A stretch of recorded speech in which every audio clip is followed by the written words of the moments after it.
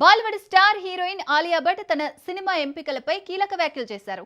పాప పుట్టిన తర్వాత బ్యాలెన్స్ చేసుకుంటూ పని చేస్తున్నానని తెలిపారు.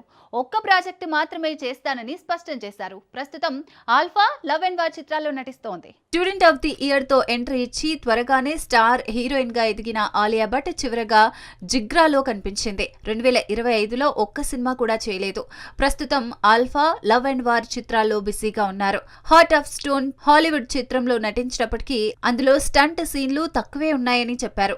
కానీ ఆల్ఫాలో ఎక్కువ యాక్షన్ సన్నివేశాలు ఉన్నాయని, పాప పుట్టాక ఇలాంటి సీన్లు కొత్త అనుభవాన్నిచ్చాయని తెలిపారు. లవ్ అండ్ వార్ చిత్రం తనకు ప్రత్యేకమని, సంజయ్ లీలా బన్సాలీతో పనిచేయటం అందమైన అనుభవమని చెప్పారు.